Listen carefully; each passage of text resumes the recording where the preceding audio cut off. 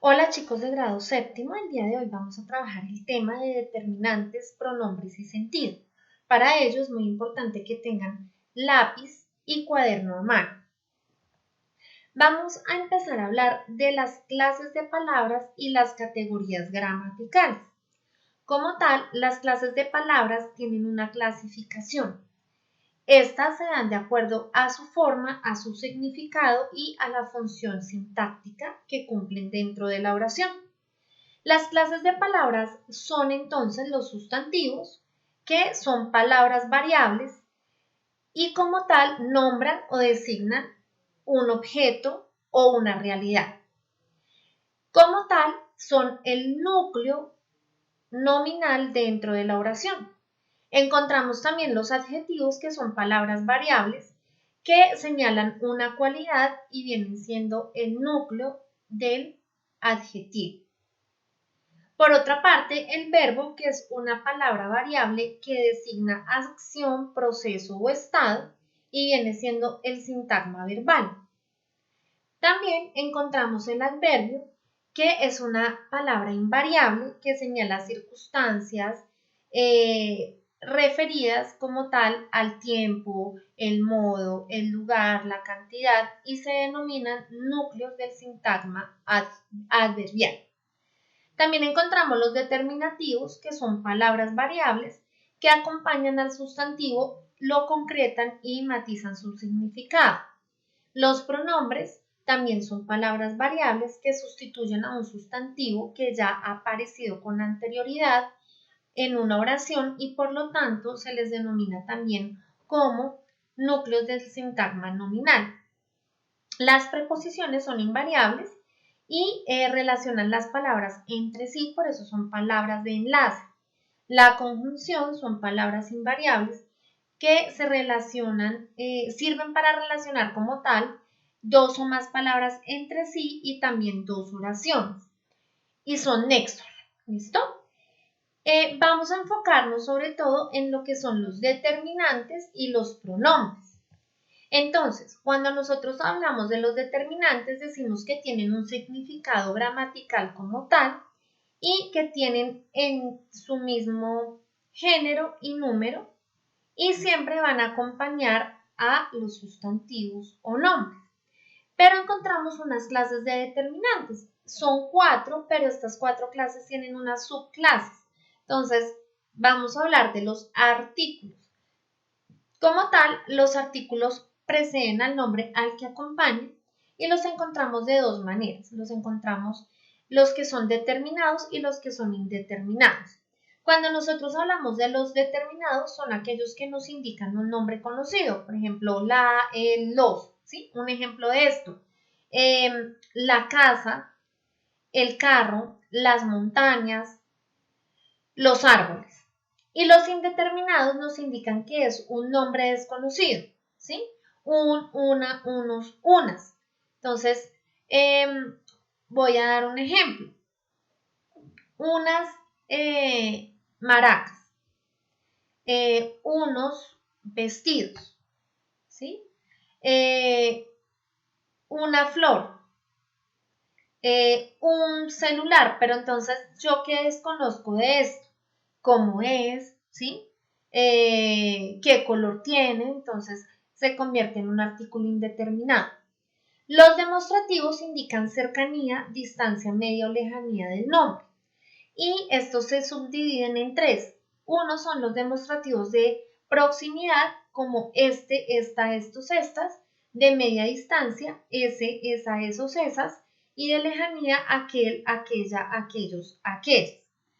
Por lo general, cuando nosotros hablamos de estos 3, hacemos también referencia como al equivalente, es decir, primera, segunda y tercera persona.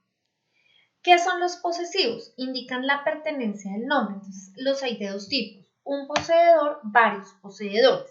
Entonces, un poseedor quiere decir o hace referencia a mis cosas, ¿sí? Es muy categórico al decir que es algo propio, ¿listo?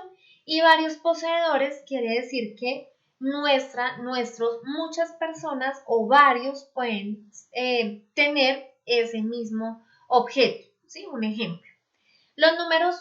Los numerales como tal expresan cantidad u orden, entonces encontramos los cardinales que indican cantidad, vienen siendo todos los números, 1, 2, 3, 4, 5, etc. Y los ordinales indican un lugar, indican una jerarquización y ocupan como tal determinado número. Entonces, primero, segundo, tercero, cuarto, quinto, ¿sí? Bueno, vamos a hablar de los pronombres personales. Entonces, los pronombres personales como tal cumplen la misma función de los determinantes, solo que estos no tienen un significado léxico. Por sí solos ellos no funcionan, ¿sí? Por eso siempre van acompañados de sustantivos. Por lo tanto, ellos no señalan a las personas gramaticales, poseen propiedades de los nombres, los determinantes, y algunas propias como el caso, ¿sí? Ya que tienen una estructura y una función propia. Entonces los encontramos de dos tipos, los singulares y los plurales. Dentro de los singulares encontramos la primera y segunda y tercera persona. Entonces, en primera persona encontramos yo, en segunda tú y en tercera él, ella o usted. ¿Listo? El plural en primera persona es nosotros, nosotras. En segunda es vosotros, vosotras. Realmente para nuestro idioma, porque aquí hago una aclaración, ya no hablamos de castellano, ¿sí? Esto cambió prácticamente hace 2 años cuando el castellano de nosotros los latinos es latino, ¿sí? Ya se habla de latino, no por el latín, ¿no? Sino porque es la denominación que se da por la ubicación geográfica en la que nos encontramos. Entonces, como tal, el uso del vosotros, vosotras desaparece. Y en tercera persona encontramos a ellos, ellas y ustedes, ¿sí? Bueno, como tal, vamos a hablar ahora de la semántica, el significado y el sentido. Entonces ya miramos la función que tienen los determinantes y los pronombres. ¿Listo? Ahora vamos a hablar de qué es la semántica. La semántica es una disciplina de la lingüística, ¿sí? La lingüística es la ciencia que estudia científicamente el lenguaje. Por lo tanto, la semántica como disciplina se encarga de estudiar el significado de cada una de las palabras. Entonces, ¿qué es el significado y qué es el sentido? El significado como tal es esa idea o concepto que se tiene de qué, de una palabra, de un enunciado o un texto. Entonces, hay 2 ejemplos acá, que es la palabra sol, cuerpo celeste, o sol, ser una persona buena, ¿sí? Eres un sol. Como tal, ese significado, ¿sí? De esa idea o concepto, se lo damos o se lo atribuimos también nosotros, ¿sí? Como receptores de una realidad. Por eso se dice configuración de sentido.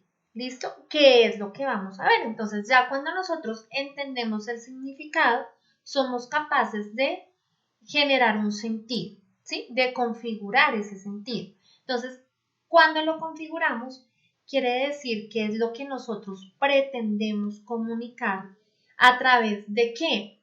Entonces, una palabra, un enunciado o un contexto, porque como tal, esto quiere decir mucho de lo que es ese sentido dentro de un texto, ¿sí? O el mismo contexto en que vivimos.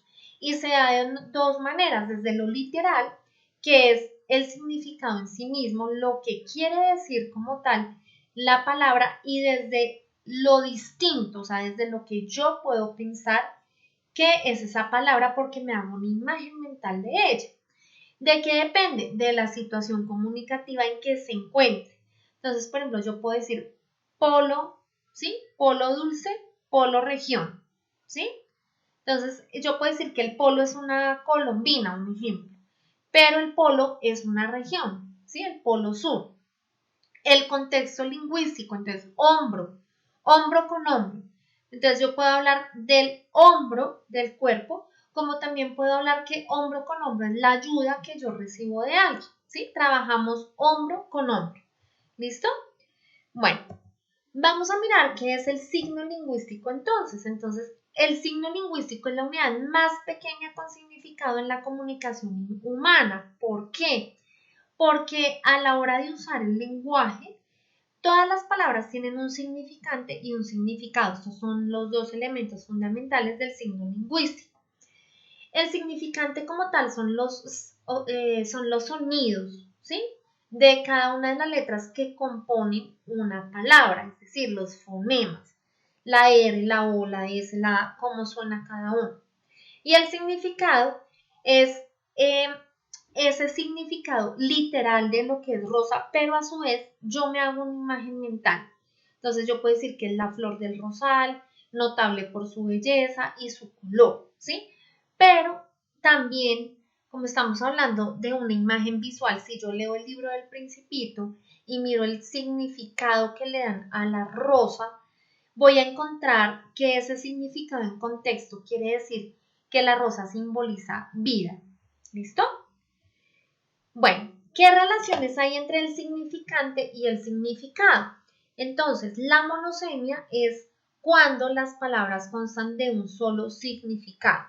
La polisemia de dos